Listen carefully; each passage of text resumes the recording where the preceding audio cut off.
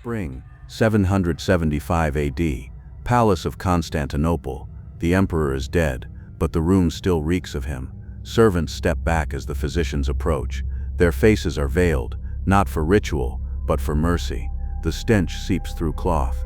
Pus glistens on silk pillows. Beneath the incense and myrrh, decay, rot, something crawling. Constantine V lies stiff, face shrouded, body bloated, but it's his legs that draw the whispers, blackened to the thigh, weeping sores, eaten from within. His eyes are gone, sockets sunken, as if scooped clean. One attendant turns to vomit. Another crosses himself and quickly stops, remembering that the sign of the cross is forbidden here. Behind him a curtain flutters. A monk watches, hidden, trembling, lips moving in prayer, not for the emperor, for vengeance fulfilled. Because this was not just a death, it was a curse, a sentence written not in scripture, but in the bones of saints and the ash of icons. And it began decades earlier, with a single order: destroy every image of Christ. This is not a martyr's tale. This is not a tale of war or wisdom. This is the true story of Constantine V, the emperor who made war on faces, on memory, on God himself, and whose body bore the cost. In Byzantium, the emperor was not just a ruler. He was God's vessel on earth. Every coin bore his face. Every church honored his name. His word shaped theology. His portrait hung beside Christ's. But what happens when a man declares war on images themselves? This was the world Constantine V inherited, a world of holy mosaics, miracle-working icons, weeping Madonnas, and painted Christs, worshipped not just in spirit, but in pigment and wood.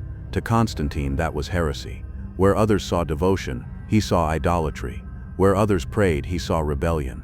He didn't begin as a monster. He was born a prince, baptized in the fires of siege, 718 AD, as Arab armies battered Constantinople's walls. His father, Emperor Leo III, was a soldier philosopher, a man who believed the empire's survival depended on purifying the faith, and purification meant destruction. Leo outlawed icons, monks rioted, bishops resisted. But the boy Constantine watched and learned, not just tactics, belief, control. He was raised in palaces without saints, fed on doctrine without faces, and he learned this: to rule the spirit of men, you must master what they see. When Leo died in 741, Constantine took the throne, and the moment he wore the crown, he waged war, not on nations, but on memory itself, not with swords, with silence, with fire, and it would consume him, because you can erase an image, you can outlaw a prayer, you can burn a book, but you cannot make the saints forget. Constantine V was baptized in blood and ridicule. The stories say he soiled the baptismal font as an infant, and the monks, ever fond of humiliation, never let the name go. Kopronimos, dung named. It was a curse that followed him through childhood, whispered behind embroidered sleeves and temple walls. But it taught him something early: shame must be conquered or destroyed. His father, Leo III, had already begun the crusade. When the Arabs attacked Constantinople, it wasn't the soldiers he blamed, it was the icons, saints and Madonnas, hanging in churches like idols, paintings of Christ, kissed by peasants and nobles alike. Leo saw in these not devotion but weakness, paganism cloaked in incense, and young Constantine was made to agree. In the palace, saints vanished from the walls, icons were replaced with banners, priests who resisted were flogged, monks who protested were exiled. This was the education of an emperor, a childhood stripped of holy faces. When Leo died, Constantine was ready, 23 years old, charismatic, hardened, and furious. But before he could crown himself, rebellion struck. His own brother-in-law, Artabazdos, seized Constantinople in a coup. The city welcomed him with chants and palm leaves. Artabazdos restored the icons, brought the monks back. For a brief time the holy images returned. Constantine was driven into exile, hunted, hated, but not defeated. He rallied the army. He painted his own face on coins, not Christ's. He called himself the God-chosen emperor, and anyone who opposed him was a heretic.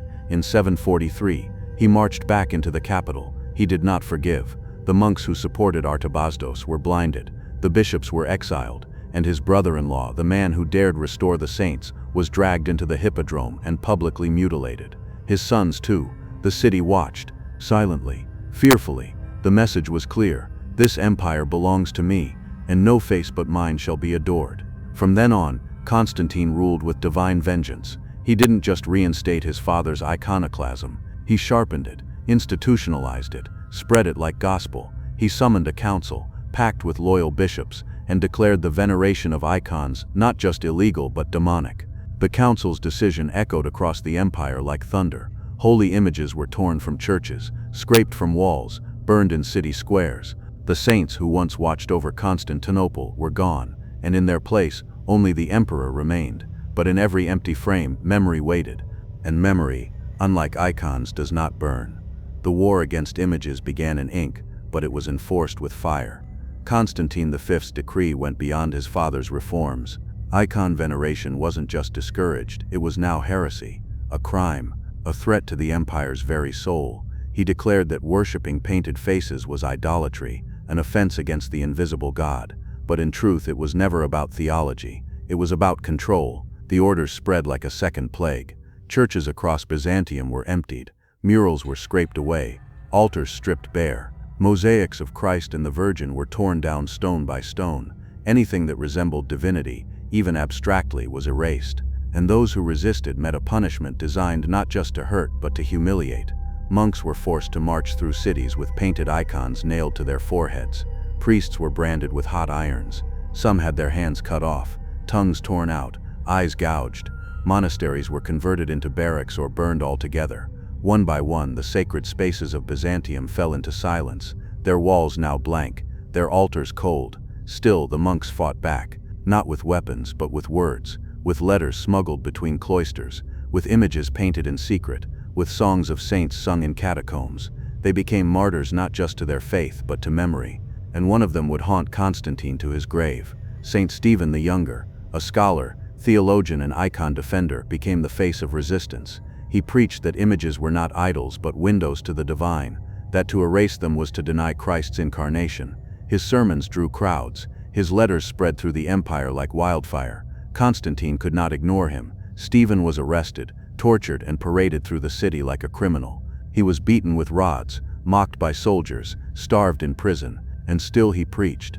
When the emperor finally ordered his death, Stephen was dragged into the hippodrome, the same arena where Constantine had mutilated his enemies, and was beaten to death in front of a jeering mob.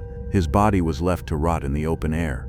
But something went wrong. Instead of silencing the monks, Stephen's death sanctified him. The people whispered his name in the streets. Some even began to paint his image in secret, not as a martyr, but as a saint.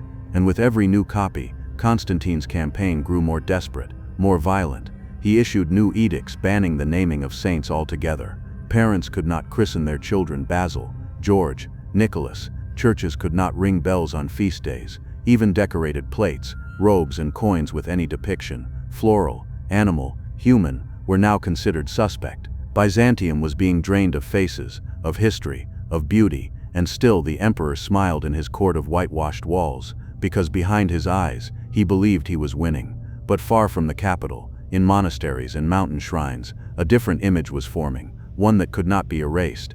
It was the image of a tyrant, a blasphemer, a man who feared paintings because they reminded him he was mortal, and no amount of destruction could scrub away what memory kept alive. The saints were gone from the walls, but they had entered the dreams.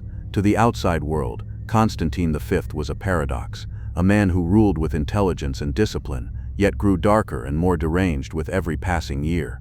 His military victories were undeniable. He fortified borders, restructured the army, and even stabilized the crumbling economy. The empire on paper was thriving, but beneath that polished veneer, rot was spreading, not just through his government, but through his body and soul. The first signs were subtle: mood swings, insomnia, an obsession with purity, not moral but visual. He stopped trusting the bishops he had once installed. He had spies embedded in every monastery, watching for whispered prayers or secret icons. He banned the names of saints from being given to children, as if language itself could betray him. Then came the ban on imagery in the most absurd places: robes, dishes, coins, even the engravings on furniture. Anything that bore resemblance to life was viewed as treason. Within the palace, his paranoia bloomed like mold. He stopped eating food not prepared by his own attendants. He refused to be seen without layers of incense and perfume masking the growing stench from his chambers. And behind those perfumed veils, his flesh was failing. The ulcers began on his legs, oozing sores that refused to close. His joints swelled, his skin split. Physicians applied salves, wrapped him in cloth soaked with vinegar, but nothing worked. He grew weaker, angrier, more afraid. He stopped showing his face in public. When he did appear, it was from behind silk curtains, his voice booming from the shadows. His flesh decayed, but his voice remained iron, issuing commands, arrests, executions. He ruled now from a sickbed, a corpse in a crown, draped in empire's last dignity. Attendants whispered that he couldn't sleep, that he screamed through the night, that when his eyes closed he saw faces, not of rebels or generals but of saints, of Stephen the Younger, face caved in from clubs, of Mary, silent and judging, of Christ, not in judgment but in sorrow. He ordered all mirrors removed from the palace. He feared his own reflection, not out of vanity, but out of certainty, that if he looked too long, he would see not a man, not an emperor, but the villain of every icon he tried to destroy. Letters from Constantinople began to change tone. Where once they celebrated military parades and divine favor, they now spoke of incense burned day and night, not for prayer but to mask the smell. They spoke of physicians summoned in secrecy, of strange rituals, of silence thicker than war. Yet even in this state, Constantine refused to relinquish power. His image still stamped the coinage, his decrees still reached distant provinces, but they no longer carried reverence, only obedience laced with dread. He had become a holy terror, not feared because of his might, but because of the punishment he represented. Not for disobedience, but for remembrance, because that's what Constantine had truly declared war on. Memory, the idea that something existed before him, that someone could be remembered more tenderly, more eternally than him. But no matter how many faces he erased from walls, they returned, in dreams, in whispers, in secret paintings hidden behind loose stones. While his body festered in its own tomb of flesh, the saints returned to Byzantium, and as Constantine lay motionless, screaming into shadows, the people outside began to pray once again. Not for him, not against him, but in spite of him. In a land stripped of holy images, the emperor had become one, not a savior, not a martyr, but a caution, a face etched not in gold but in rot. By the winter of 70-75, the emperor could barely move, carried on a litter like a broken idol, his skin reeking through soaked linens. He prepared for one last military campaign, not because it was necessary, but because it was symbolic. His enemies were many, his victories fewer, but Constantine believed in domination even as death hollowed him out. He would not be remembered as a dying man in a bed. He would be remembered astride the empire, defiant to the end.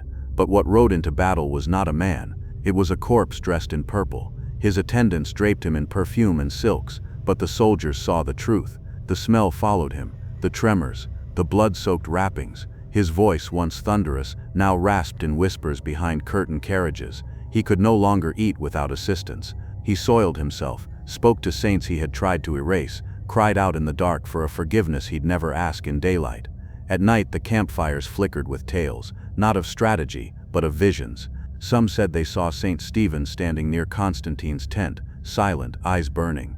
Others claimed the Virgin appeared in dreams, weeping blood.